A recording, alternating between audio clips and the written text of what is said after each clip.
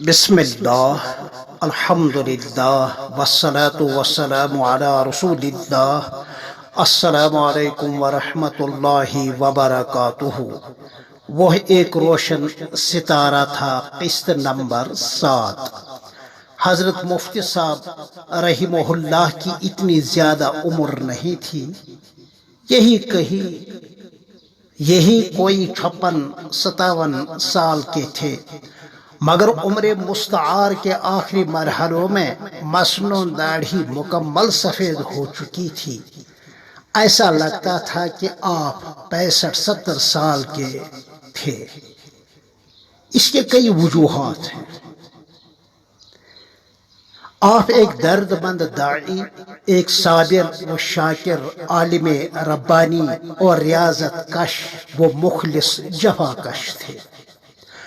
قید و بند کی صعوبتوں کو برداشت کرنے والے، امت اور ملت کے غمخوار طلباء کے لیے ازحد شفیق اور مریدین باصفا کے حق میں ازحد نرم تھے۔ آپ کے یہاں وہ ہٹو بچو والا قصہ نہیں ہوتا تھا۔ آپ کوئی پیشور میروائز یا کوئی رسمی پیر بابا نہیں تھے۔ آپ نے امت و ملت کو بہت کچھ دیا، مگر لیا کچھ نہیں۔ آپ سے ازحد عقیدت رکھنے والوں کی حالت ہی ابھی تک کچھ عجیب و غریب سی ہے، جس کو لفظوں میں بیان نہیں کیا جا سکتا۔ یقیناً آپ کے جنازے کے منظر کو دیکھ کر ہر کوئی یوں گنگناتا تھا، یہ کس کا جنازہ ہے؟ کچھ تم کو اندازہ ہے؟ علماء کی ہیں آنکھیں نم، مغموم ہیں طلباء بھی۔ لہجے کی ملاحت جب یاد آئے گی روئیں گے ہم، دل پہ بہت بھاری ہے تیرا یوں چلے جانا۔ تڑپائیں گے تیرے وہ اقوال حکیمانہ، لوٹا ہے خزانے تصنیف اور تالیف کا یہ مے خانہ۔ سلام صد بار ہو اور اشکوں کا نذرانہ۔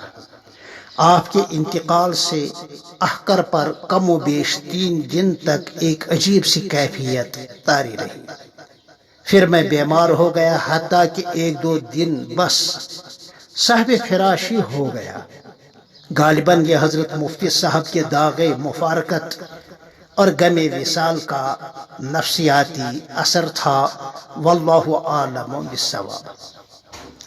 سیرت طیبہ پر جب آپ کی کتاب مستطاب سراج منیرہ چھپ کر آئی تو مجھے اس کی اطلاع دی اور غالباً 1-2 نسخے ہدیتاً ارسال فرمائے۔ پھر فرمایا آپ کتاب کا مکمل مطالعہ کریں اور پھر ایک تقریض بھی لکھ لیں، اس کو اگلی اشاعت میں شامل اشاعت کریں گے۔